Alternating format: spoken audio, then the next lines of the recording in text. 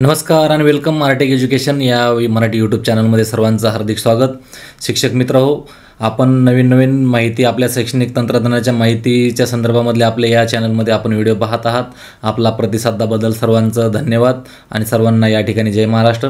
आपण आजच्या व्हिडिओमध्ये बघणार आहोत की स्टुडंट पोर्टल जे आहे UDISच्या अंतर्गत मधलं, तर UDIS SDMS पोर्टलच्या अंतर्गत मध्ये स्टुडंट इम्पोर्ट मॉड्यूल आणि जे रिक्वेस्ट मॅनेजमेंट आहे, तर या दोन्ही बाबी ज्या आहेत त्या समान दिसत असल्या तरी त्या दोघांचाही रोल मात्र थोडासा वेगवेगळा आहे। त्या संदर्भामधला आजचा हा व्हिडिओ असून असं रिक्वेस्ट मॅनेजमेंट आणि त्यानंतर स्टुडंट इम्पोर्ट मॉड्यूल कसे करायचे, स्टुडंट आपल्या विद्यार्थी जे आहे दुसऱ्या शाळेतून आपल्या शाळेत कसे घ्यायचे याविषयीची सविस्तर माहिती आपण या व्हिडिओच्या माध्यमातून, तेही मोबाईलमध्ये कशा पद्धतीने पूर्ण करायची याची आपण सविस्तर माहिती या व्हिडिओच्या माध्यमातून बघणार आहोत। तुम्ही या ठिकाणी नवीन जर असाल तर नक्की या चॅनलला सबस्क्राइब करा आणि इतर मित्रांना सुद्धा शेअर करा। चला तर आपण बघूया की याच्या दोन्ही गोष्टी कशा शिकून घ्यायच्या। तर यासाठी आपण जाऊया UDIS वर। आपला UDIS ID पासवर्डचा आपण यूज करणार।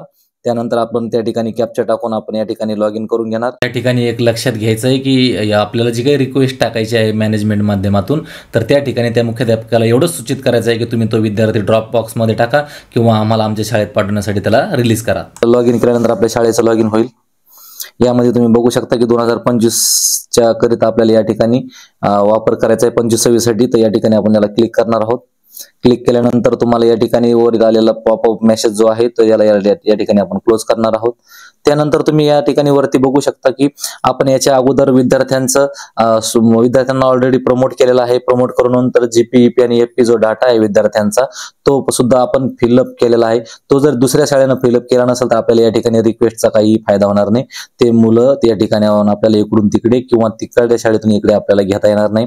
त्यासाठी तर ती प्रक्रिया केल्यानंतरच आपण या रिक्वेस्टचा आपल्याला या ठिकाणी फायदा होणार आहे। आता या ठिकाणी आपण जाणार आहोत रिक्वेस्ट मॅनेजमेंट मध्ये। दिसतात या ठिकाणी रिक्वेस्ट मॅनेजला आपण या ठिकाणी क्लिक करणार आहोत। याला क्लिक केल्यानंतर या ठिकाणी आपल्याला जनरेट रिक्वेस्ट म्हणून होणार आहे। परंतु आता जनरेट रिक्वेस्ट जी आहे विद्यार्थ्याचे जे काही जनरेट करायची रिक्वेस्ट आपल्याला की आपल्याला या ठिकाणी विद्यार्थ्याला रिलीज करा, आमच्या शाळेकडे पाठवा म्हणून, तर त्यासाठी आपल्याला त्या विद्यार्थ्याचा पेन नंबर आणि पेन नंबर सोबत त्याचे डेट ऑफ बर्थ आपल्याला माहिती पाहिजे। परंतु बरेच होतंय काय की बऱ्याच ठिकाणी TC दिल्या जाते, ट्रान्सफर सर्टिफिकेट दिले जाते किंवा दाखला दिला जातो शाळा सोडण्याचा, परंतु त्यावर आपल्या महाराष्ट्र शासनाच्या स्टुडंट पोर्टलवरील स्टुडंट ID दिलेला असतो आणि आधार नंबर दिलेला असतो। परंतु तेवढं करत असताना यामध्ये आपल्याला पेन नंबर त्या ठिकाणी कुठे उपलब्ध नाही आहे TCच्या फॉर्मॅटमध्ये। मग याच्यासाठी आपण काय करणार आहोत, उजव्या बाजूला जे काही दिलेलं डिटेल या ठिकाणी तुम्ही बघू शकता की यामध्ये जर तुमच्याकडे जर पेन नंबर अवेलेबल नसेल तर या ठिकाणी तुम्ही if you don't have PEN please use the global student search. मग या ठिकाणी त्या विद्यार्थ्याला जर सर्च करणार असेल आपण तर या सर्च करण्यासाठीच आपल्याला त्या ठिकाणी विद्यार्थ्याला सर्च केल्यानंतरच आपल्याला त्याचा पेन नंबर मिळू शकतो। या ठिकाणी आपण याला आता या ठिकाणी क्लिक करणार आहोत। या ऑप्शनला क्लिक करणार आहोत ग्लोबल स्टुडंट सर्चला। याच्यानंतर आपण त्या ठिकाणी सर्च मारल्यानंतर तुम्हाला या ठिकाणी तुमचं सगळे काही डिटेल या ठिकाणी आपल्याला दिसून जातील। वरती आपण जे काही ग्लोबल सर्च स्टुडंट सर्च जे आहे तर स्टुडंट पेन नंबर आपल्याला माहित नाही, त्याच्यामुळे आपण पेन जर माहित असेल तर डायरेक्ट आपण या ठिकाणी त्याचा ऑप्शनचा वापर करून ते सर्च मारू शकतो, परंतु आपल्याकडे नाहीये। आपण वापरणार आहोत student name as per school record आणि त्या ठिकाणी आपल्याला विद्यार्थ्याचे किमान त्याचे 3-4 कॅरेक्टर माहिती पाहिजे। या ठिकाणी आता मी विद्यार्थ्याचं नाव टाकतो, मला माहिती असलेला, मला ज्या मला विद्यार्थ्याला रिक्वेस्ट पाठायची, आणि त्या ठिकाणी आपल्याला आधारचे फक्त शेवटचे 4च डिजिट जे आहेत तर तेच टाकायचे, आपल्याला पूर्ण आधार नंबर टाकण्याची आवश्यकता नाही। आणि आपण याला सर्च मारणार आहोत। सर्च मारल्यानंतर खाली बघायचं आहे। खाली बघितल्यानंतर आपल्याला याच पद्धतीच्या अर्चना नावाच्या ज्या काही मुली आहेत तर त्या आपल्याला दिसणार आहेत। मग आपली आता अर्चना कोणती त्यानुसार आपल्याला त्या अर्चना शोधायचं आहे। तर याच्यामध्ये आता या ठिकाणी तुम्हाला 19 ज्या काही अर्चनाचे जे नाव आहेत यामध्ये आपल्याला तुम्हाला ती दिसते आहे। परंतु आता या ठिकाणी आपण या सर्च बार मध्ये जर आपण शॉर्टकट टाकलं तर या ठिकाणी आपल्याला लवकर शोधायला आपले भेटू शकते।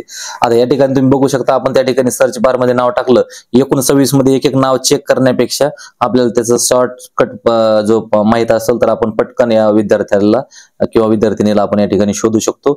आणि या ठिकाणी तुम्हाला HOS डिटेल म्हणजे तुमचं जे काही मुख्याध्यापकाचं डिटेल आहे तर या ठिकाणी तुम्हाला दिसू शकतं की ते कोण आहे तिथले मुख्याध्यापक, त्यांना कॉन्टॅक्ट करता येतं की या विद्यार्थ्यांना कृपया करून तुम्हाला मी रिक्वेस्ट पाठवली वापरलेला आहे त्या विद्यार्थ्याला त्या युडासच्या पोर्टलमधून त्याला रिलीज करा। या ठिकाणी आपण त्या पद्धतीचा तो कॉन्टॅक्टचा जो काय म्हणजे टॅब आहे तर ते किंवा जो काही पॉपअप आपल्याला मेसेज आलेला याचा स्क्रीनशॉट काढून ठेवायचा जेणेकरून त्या मुख्याध्यापकाला मिळेल।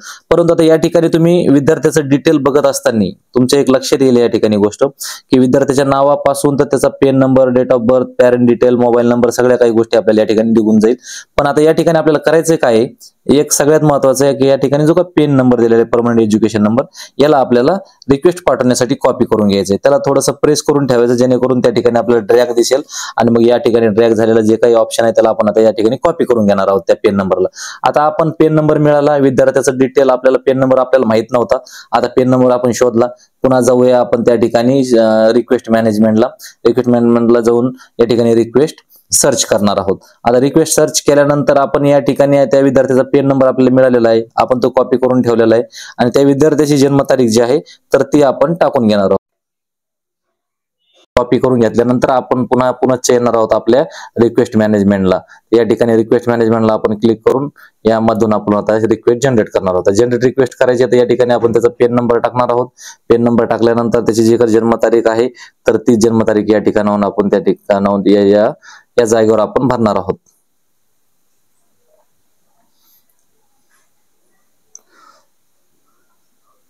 आणि याला आपण गेट डिटेल म्हणणार आहोत। या ठिकाणी तुम्हाला त्या विद्यार्थ्याचं पूर्ण डिटेल दिसेल। या ठिकाणी त्याचं डिटेल आपल्याला दिसत आहे आतमध्ये सर्व काही, यामध्ये कुठली शाळा आहे, काय आहे, त्याचा जन्मतारीख, सगळ्या गोष्टी आपल्याला पेन नंबर, आईचं नाव, सगळ्या काही गोष्टी दिसते। या खाली तुम्हाला जो रिमार्क आहे खाली आपल्याला या रिमार्क मध्ये आपल्याला या ठिकाणावर सिलेक्ट करणार आहोत आपण की please release the student from the school record. तुमच्या प्लीज तुम्हाला विनंती आहे की जो स्टुडंट आहे तो तुमच्या स्कूल रेकॉर्डवरून त्याला रिलीज करा। आणि या ठिकाणी आपण असा रिमार्क केल्यानंतर जनरेट रिक्वेस्ट म्हणणार आहोत। रिक्वेस्ट जनरेट केल्यानंतर त्या संबंधिताला आपली रिक्वेस्ट गेलेली आहे। ही रिक्वेस्ट आपण या रिक्वेस्टचा आपण स्क्रीनशॉट काढणार आहोत। आपण अगोदर त्यांचा मोबाईल नंबर घेतला, आता रिक्वेस्ट पण घेतलेली आहे आणि यानंतर याला आपण ओके करून या ठिकाणी आपण हे ऑप्शन बंद करणार आहोत। आता या ठिकाणी आपली ही रिक्वेस्ट समोर गेलेली आहे, परंतु त्या विद्यार्थ्याचं जर आपण रिक्वेस्ट टाकलेले आहे मग आता रिक्वेस्टच्या ऐवजी आपल्याला जर त्या ठिकाणी आपण रिक्वेस्ट मॅनेजमेंटला पुन्हा चेकला जाऊया। या ठिकाणी आपल्याला अप्रूव्ह रिक्वेस्ट जे आहेत आपल्या शाळेला कोणाची रिक्वेस्ट आली आहे का तर या ठिकाणी आपण बघू शकतो, पण आपल्याकडे कुठली आलेली नाहीये। मग आता या ठिकाणी आपण पुन्हा जाणार आहोत। या ठिकाणी आपण व्ह्यू रिक्वेस्ट आपण बघणार आहोत। आता आपण या ठिकाणी आता तुम्हाला दाखवतोय की मी जी काही रिक्वेस्ट टाकलेली आहे तर ही पेंडिंगला गेलेली आहे। याच्या अगोदरची जी एक रिक्वेस्ट टाकली होती मी ती सुद्धा काय केलेली आहे, पेंडिंगला गेलेले आहे। आता त्या ठिकाणी म्हणजे आता ते रिमार्क जो आहे तो आपल्याला नंतर दिसेल, सध्या तो तुर्तास पेंडिंग दिसत आहे। म्हणजे आपली रिक्वेस्ट टाकलेला आपल्याला व्ह्यू रिक्वेस्ट मध्ये पण बघता येते की त्याचं काय ऑप्शन झालेलं, त्यांनी काय व्हेरीफाय केली की नाही केली आणि त्यानंतर आपल्याला रिक्वेस्ट कशी करायची ह्या माध्यमातून आपण बघितलेलं आहे। व्हिडिओ आवडल्यास नक्कीच लाईक करा, तुमच्या काही समस्या असतील तर नक्कीच कमेंट करा। यानंतर स्टुडंट जे आहे ते इम्पोर्ट मॉड्यूल मधून आपल्याला इम्पोर्ट करून घ्यायचे आहे। ते मुलं जर ड्रॉप बॉक्स मध्ये असतील तर ते आपल्या लॉगिनला लगेच घेता येतात। चला तर आपण आता ते कसे इम्पोर्ट करायचे ते डेमोच्या माध्यमातून बघूया। आपल्याकडे स्टुडंट पेन नंबर जर असेल तर त्या पेनचा वापर तुम्ही करू शकता आणि या पेनचा वापर आता या ठिकाणी आपण कॉपी केल्यानंतर आपल्याला जन्मतारीख माहितीच आहे तर त्या जन्मतारीख आता यानंतर त्या विद्यार्थ्याला आपण काय करणार आहोत, गो म्हणणार आहोत। गो म्हटल्यानंतर या ठिकाणी आपल्याला त्या विद्यार्थ्याचा रिक्वेस्ट येईल, तो करंट स्कूल डिटेल आहे तर ऍक्टिव्ह येईल, त्यानंतर स्टुडंट डिटेल आहे तर ऍक्टिव्ह येईल, क्लास 3 आहे। आता प्रिव्हियस स्कूलिंग जो आहे तर त्या ठिकाणी ते दुसरीला आहे। आपल्याकडे जो आलेला आहे या ठिकाणाहून तुम्ही बघू शकता आपल्याकडे तो तिसरीच्या जे प्रवेशासाठी पात्र असल्यामुळे या ठिकाणी तुम्ही बघू शकता त्या विद्यार्थ्याच्या डिटेलमध्ये। तर या ठिकाणी तुम्ही बघून घ्यायचं की तो क्लास सध्या करंट स्कूल डिटेल तो ऍक्टिव्ह असून कोणत्या वर्गासाठी आहे आणि त्याचा प्रिव्हियस क्लास कोणता होता याच्यावरून तुम्हाला या ठिकाणी लक्षात येईल। आणि यानंतर याला तुम्ही आता या ठिकाणी सिलेक्ट केल्यानंतर import is not allowed, please contact block district MIS for further queries. या ठिकाणी तुम्ही याला इम्पोर्ट करू शकत नाही कारण की त्यांनी त्या मुख्याध्यापकाने रिलीज केल्याशिवाय या ठिकाणी आपल्याकडे येणार नाही। त्याचं ते GPEP जो काही डाटा आहे तर तो क्लिअर करावा लागणार आहे तरच तो विद्यार्थी आपल्याकडे येऊ शकतो। अशाच प्रकारे जर तो विद्यार्थी जर ड्रॉप बॉक्समध्ये राहिला असता किंवा GPEP क्लिअर केला असतं तर डायरेक्ट आपल्याला आपल्या या ठिकाणी एक्सपोर्ट करून घेता आला असता, इम्पोर्ट करून घेता आला असता आणि आपलं या ठिकाणी पूर्ण प्रक्रिया पूर्ण झाली असती। चला तर या ठिकाणी तुम्हाला हा व्हिडिओ आवडलास नक्कीच लाईक करा आणि शेअर करा। धन्यवाद। जय हिंद, जय महाराष्ट्र।